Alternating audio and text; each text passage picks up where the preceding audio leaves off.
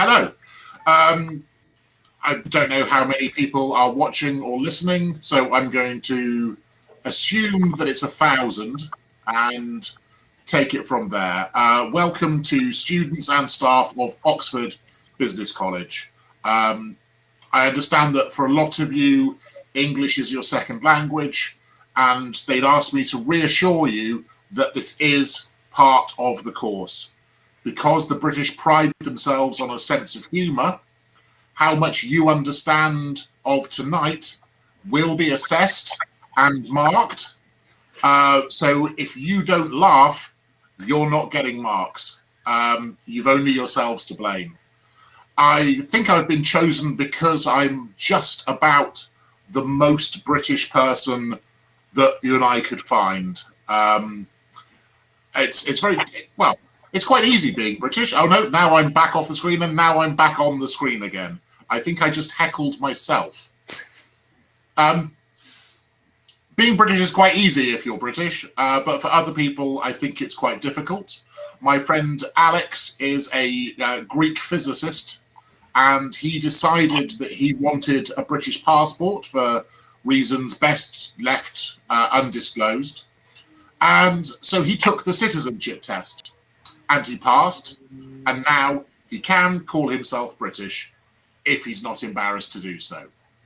Then he showed me the citizenship test, and I realised that I would have failed, which is tricky because I've got nowhere else to be from.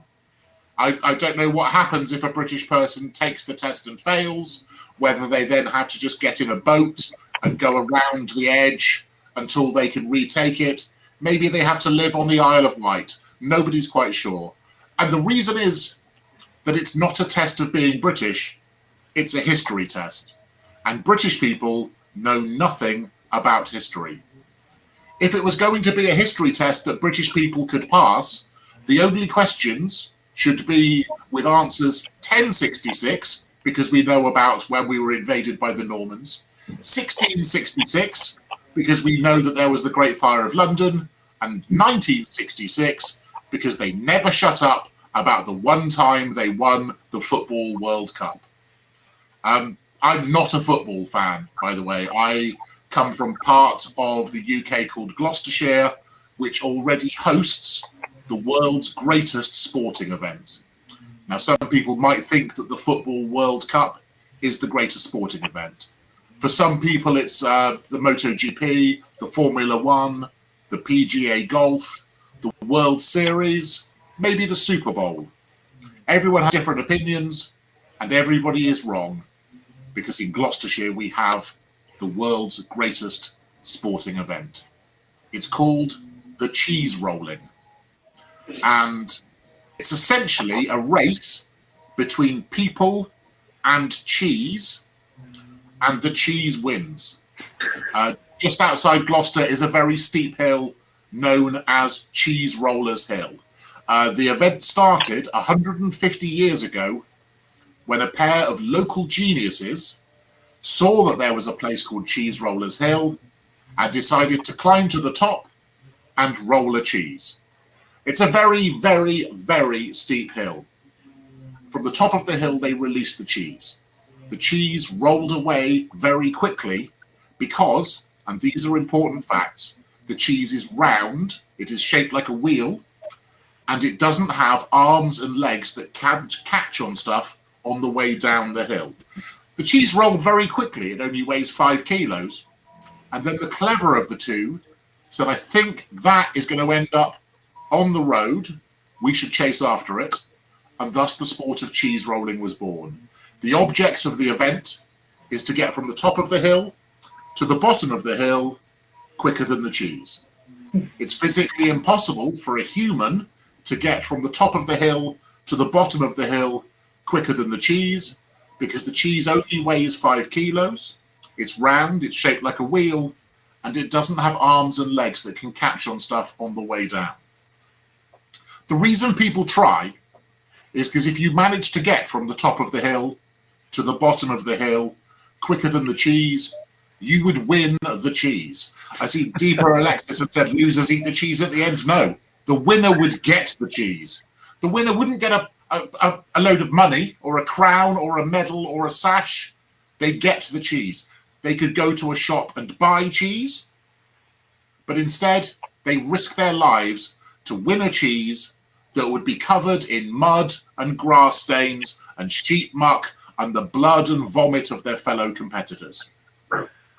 The amount of cider you have to consume to make you believe that you can get from the top of the hill to the bottom of the hill quicker than the cheese is exactly equal to the amount of cider that would make it impossible for you to get from the bottom of the hill to the top of the hill to start the race. That is a very finely balanced scale that can be tipped in your favour if your parents were already related before they got married. And in Gloucestershire, we come up with 10,000 competitors a year, which is a worrying statistic. A few years ago, my own brother tried to do the cheese rolling. It was a notorious year because there was a 4-hour delay because we'd run out of ambulances. He did not win the cheese. What he won, which is possibly better, is a badge for the windscreen of his car that means he can park wherever he likes. Now, that joke was mainly to judge your tutors, who are the audience that I can hear, because I know that if they laugh at the fact that my brother had to spend 2 years in a wheelchair, then I know that they're bad people and I can tell them other bad things. I think a lot of you haven't been in the UK very long, so I've been asked to explain some of the things about being British. Now, a lot of people, I've noticed that people from Central and Eastern Europe are very honest people. Somebody told me that the British are too polite to be honest, and the Eastern Europeans are too honest to be polite. So English is very much a language where people say one thing and they mean another. And so just to give you a few examples, if a British person says to you, "I don't want to be rude," you can rest assured they are about to be rude. If a British person says, "I'm not racist, but," then trust me, they are racist. If a British person says, "with respect," then they're not going to show you any respect at all. And if a British person says, "can we agree to disagree," what they actually mean is, "I may start punching you and I won't stop until you give in." Excuse me, adjusting my light. Oh, and now I've heckled myself again. I think if I stop talking for more than a second, the poster appears, which is a great way of me never catching my breath. I've quite enjoyed the pandemic. I don't think many people have, but I've enjoyed it. I'm enjoying 2021 because 2021 is the first year that nobody I know has asked me to sponsor them to do a marathon. Normally in January, people have New Year's resolutions. They're going to run a marathon, they're going to do a triathlon, they're going to raise money for charity. They might read more books and watch less Netflix. But in 2021, the closest people have to a resolution is that they want to stay alive long enough to get a vaccine and then carry on avoiding people for just a little bit longer. I'm missing nights out. I'm missing nights out enough that the first time I cancel something, I might even feel bad about it. And for me, 2020 was supposed to be the very best year. January the 1st, 2020, my wife took a pregnancy test and I discovered that aged 50, I was about to become a dad for the very first time. Now, I've got to say, the last time my life was altered that quickly by a couple of lines in a bathroom is because they'd been mixed with laxative. And then, as now, things got very real very quickly. We had our beautiful baby son in lockdown. A lot of people make a fuss about labour and giving birth, but it only took 4 days. So I don't think that there's much cause for complaint. And when you have the baby, everybody asks, thank you, Deepa, everybody asks the same boring questions, like, how much does the baby weigh? Now, I like to confuse people, so I always tell them in metric.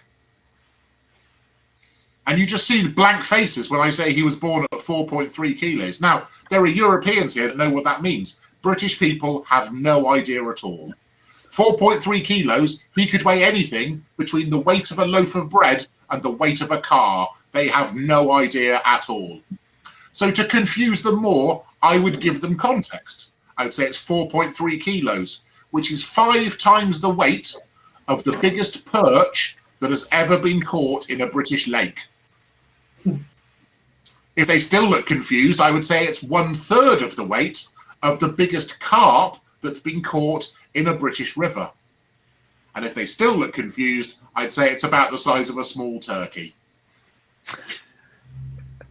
Now, when we had the baby, we decided that we were going to be cool parents and we weren't going to go for any strictly gendered stuff. We weren't going to get anything pink. We weren't going to get anything blue. We weren't going to find out what the baby was until it was born.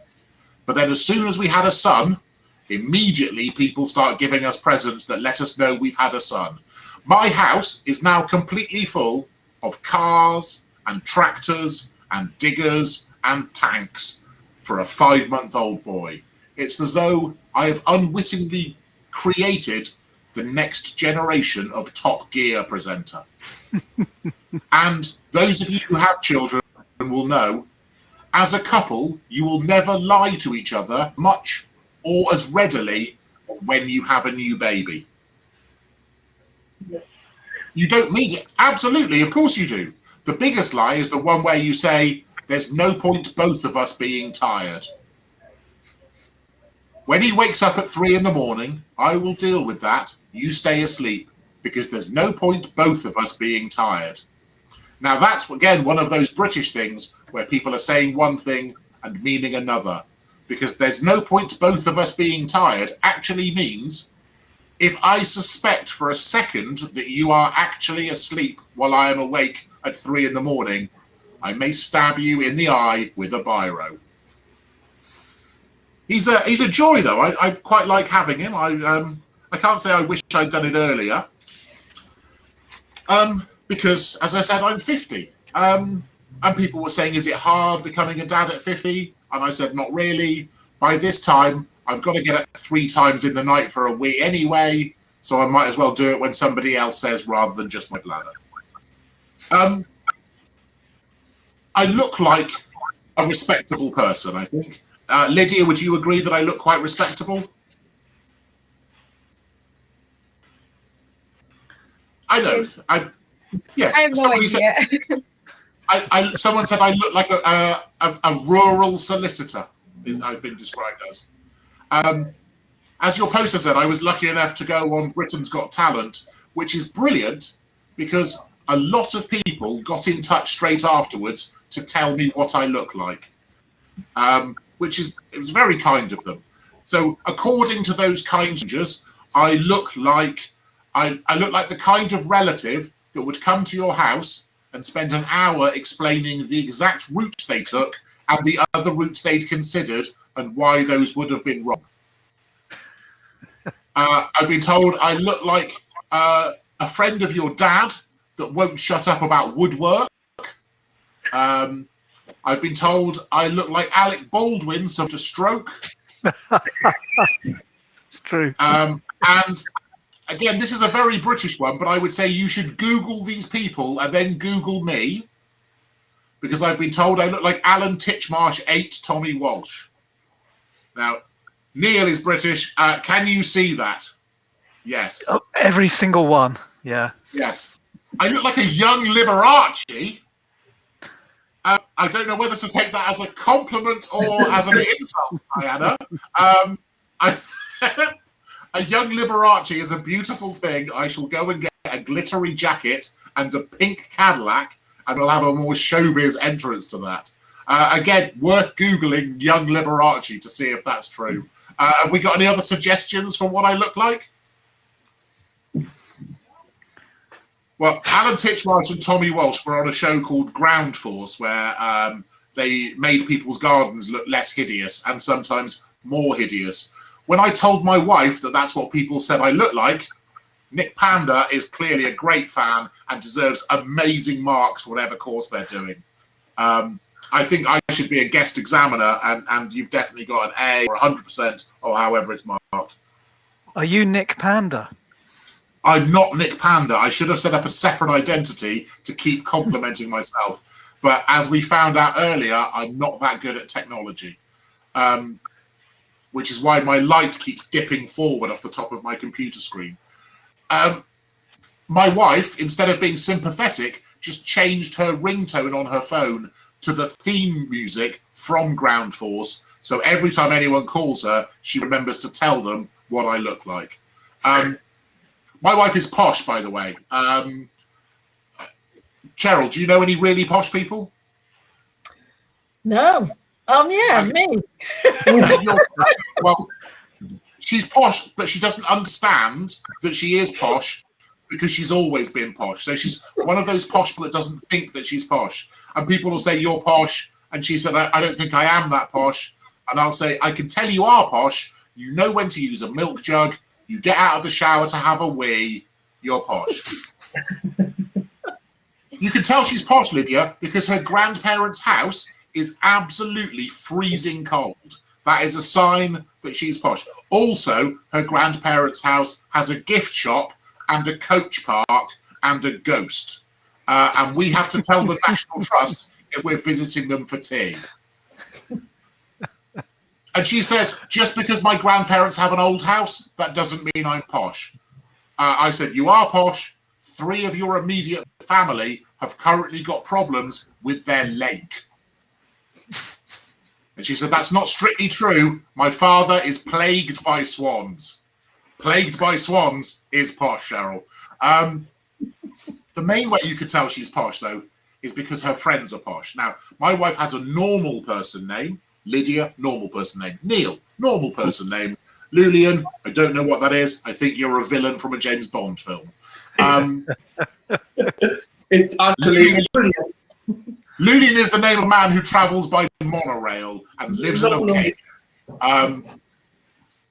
My wife's friends have posh names. Now, that was only an issue when we got married. We got married 6 years ago, and I thought I should do something nice for my wife and her friends for the day after the hen party, or the bachelorette, as it's called in some places. So I thought, what I'll do, I'll make them a little hamper for the day after. So they wake up after the party, they're feeling terrible, but there's a big present with a big bow, and they unwrap it, and it's just got silly presents in that make them laugh and think that I'm lovely. Just, aspirin in case they've got hangovers, blister plasters in case they've been dancing too much, cooling eye gel for if they've been waiting up too late, the morning after pill, the number for the Samaritans, just things they might want after the party.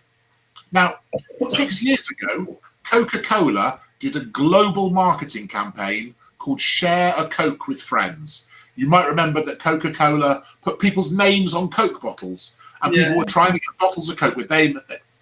I thought, what I'm going to do, I'm going to get a bottle of Coke for each of those ladies and put it in that hamper, so they open it up and it's all in there, and they see that I care about them. I spent 7 months going through refrigerators in supermarkets and newsagents, trying to find the right bottles of Coke with the right names on. I got none of them.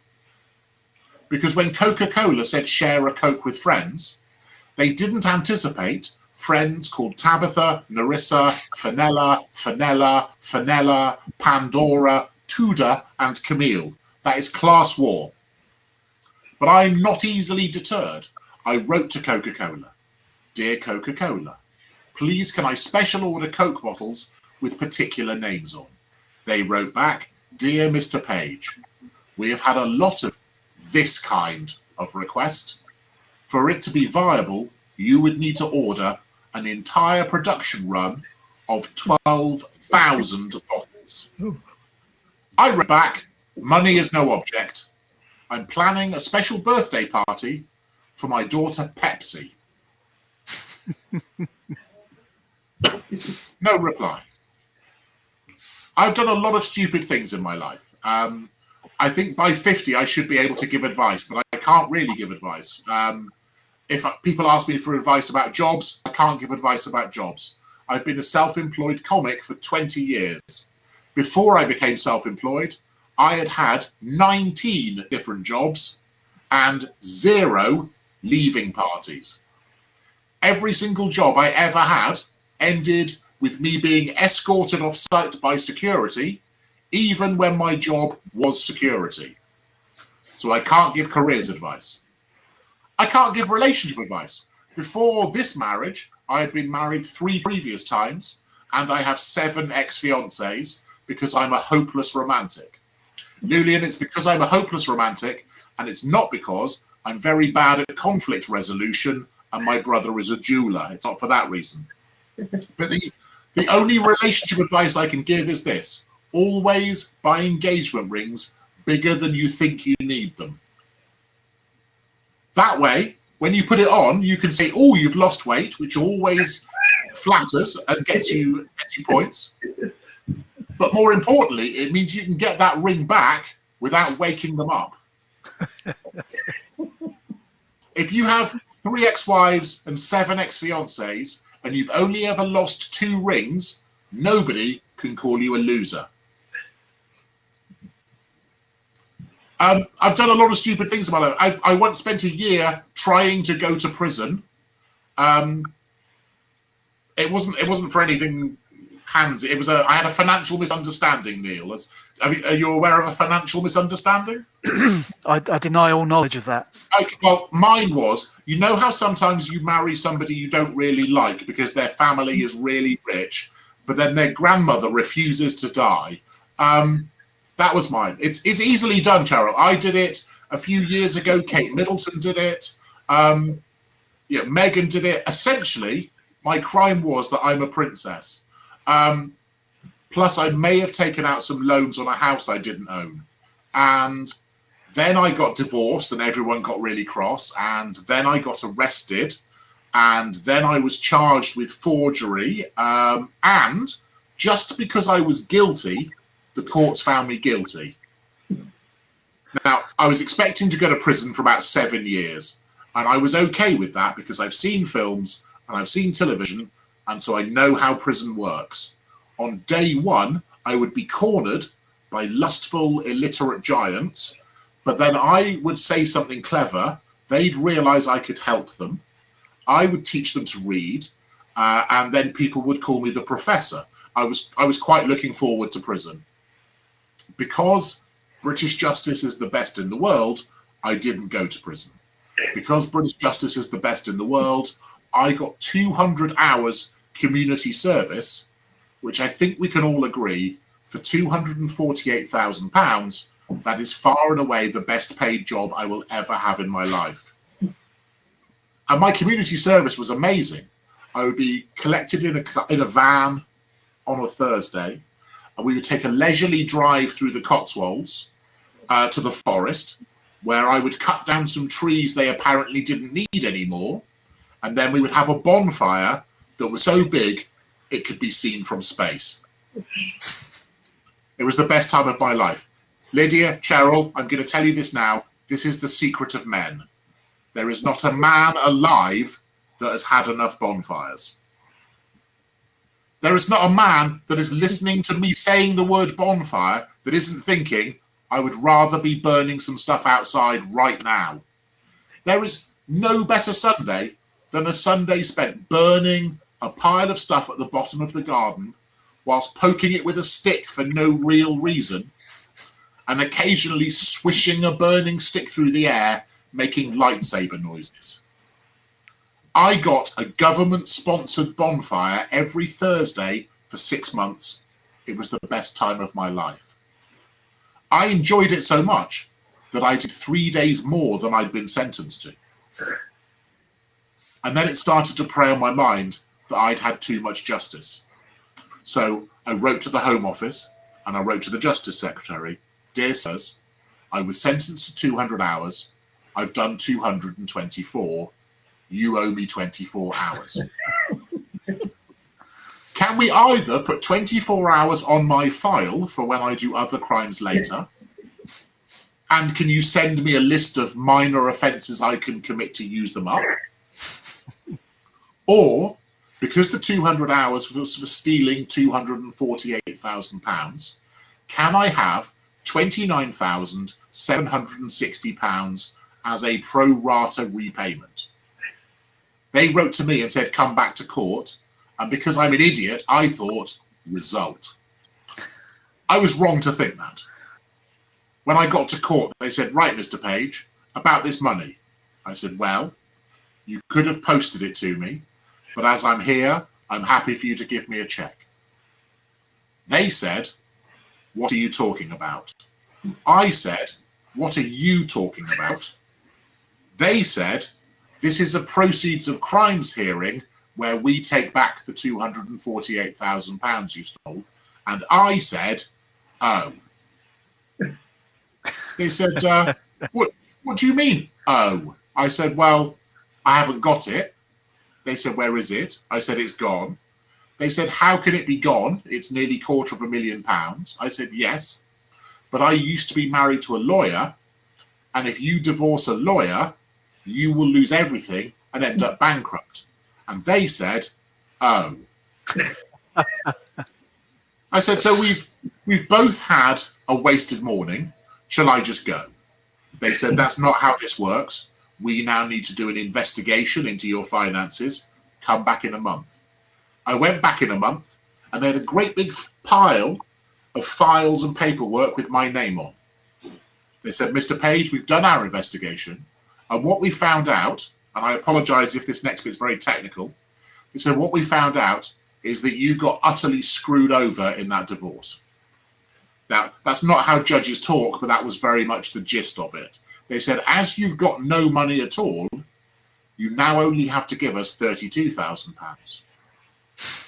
I said, if I've got no money at all, I can't give you £32,000. And they said, we thought we'd ask. I said, what do you mean what you'd ask? They said, well, in case you'd hidden some, and then when we asked, you were confused and gave it to us. I said, does that often work? They said, not yet. I said, so once again, we've had a wasted morning. Shall I just go? They said, no, you need to give us £1,000 costs. I said, costs of what? They said, this investigation. I said, do you mean the investigation that showed I don't have any money? They said, yes. I said, to clarify, I told you I had no money and you didn't believe me. You've told me I don't have any money and I do believe you. And because of that, I have to give you £1,000 that I don't have. And they said, yes, that's right.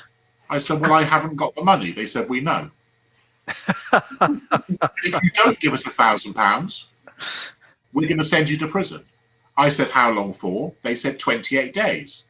I said, well, as I've got no money, you're going to have to send me to prison for 28 days. They said, we can't. I said, what do you mean you can't? You said you were going to send me to prison. They said that was to scare you into giving us the £1,000. Unfortunately, it cost £9,000 to put one in prison for a month, and the prisons are full, and we're not idiots. I said, clearly not. Perhaps we'd meet halfway. They said, what do you mean? I said, well, if you don't send me to prison, but give me half the money that it would have cost to put me in prison, then I've just saved you £4,500. Then out of my £4,500, I can give you the £1,000 I owe you, so we're quits. And then with the £3,500 left over, I can go on holiday. So it'll be like I'm in prison because I'll be off the streets. Do you see my logic, Gerald? Yeah. They said, do you really expect us to agree to that? And I said, I thought I'd ask. They said, be very clear, Mr. Page. If you don't give us the money, we will find room for you in prison. I said, when? They said, later. 7 months later, I'd still heard nothing. So I wrote to them and said, I'm concerned that you're not taking this seriously. However, I've done some research. Can you confirm that on a 28-day sentence, I would only be in prison for 14 days? They wrote back and said yes. I wrote to them again and said, is it true that if I sign up for a computer course, I'll get more time off? They wrote to me and said, yes, only 4 days. I wrote them a third time and said, is there still a thing called the early release scheme under which non-violent first-time prisoners let out 18 days early to create space in prison.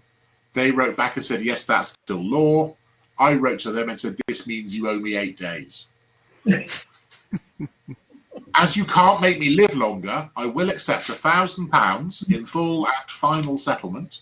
You should consider yourselves lucky that I'm not charging you my community service rate. They wrote to me and said, stop sending us stupid letters. I wrote to them and said, or what? You'll send me to prison. Nothing. Now, normally at a proper gig, that would be one of my Big Finish things, because there would be a big audience there and they're laughing. At the moment, this feels like I'm in a telesales conference and Lulian's waiting his moment to tell me about a timeshare. No. I'm going to dip out in a minute unless anybody's got any other questions for me. What's the painting behind you? The painting is one of my wife's paintings. I meant to move a different one in because I think that one's sold.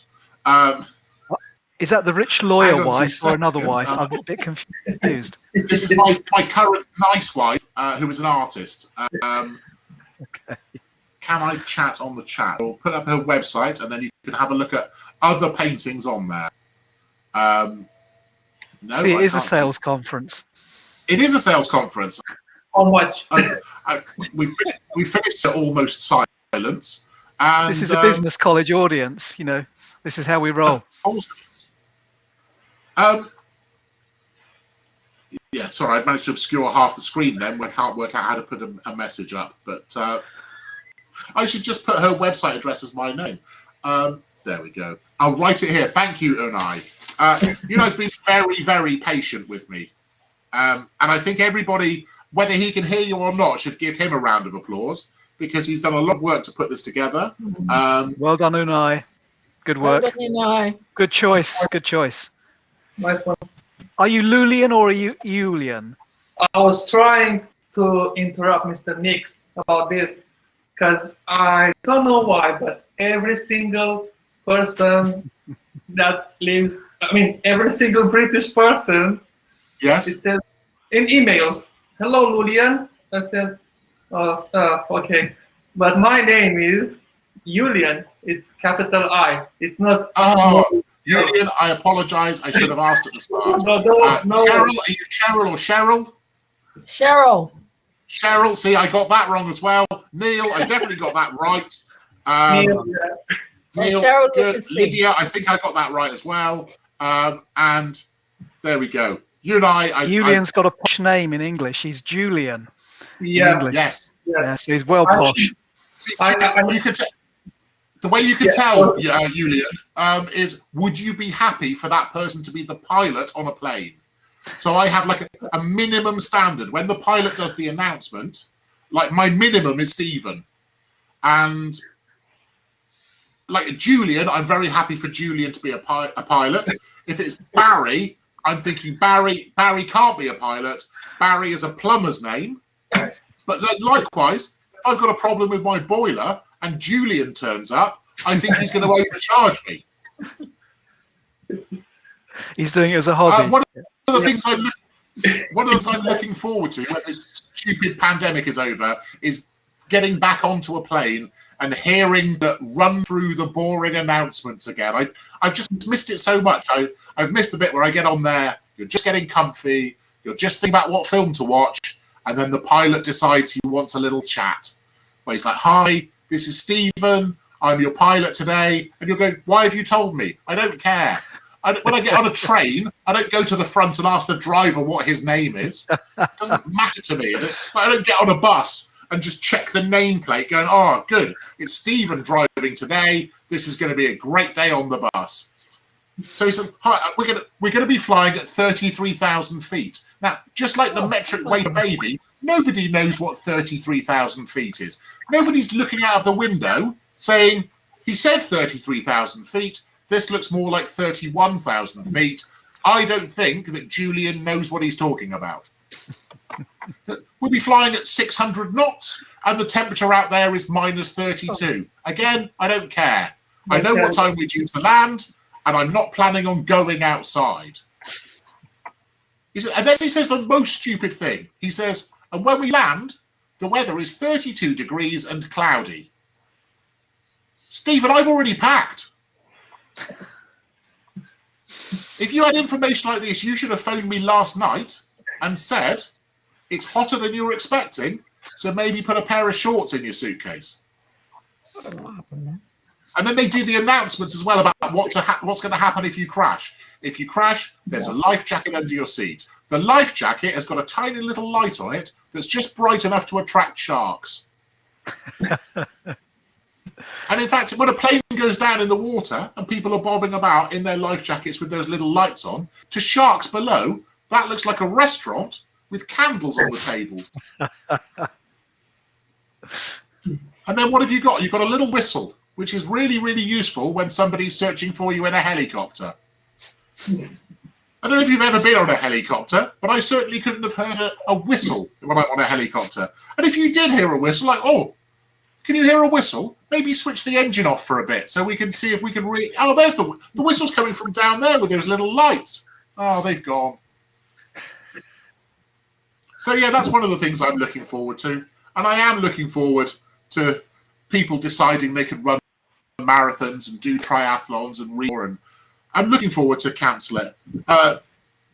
Henk is very much looking forward to it. He says he likes posh people. Henk, I like posh people as well. That's why I keep marrying them. You've got to have a hobby. And also, I really like wedding cake, and I'm a terrible guest.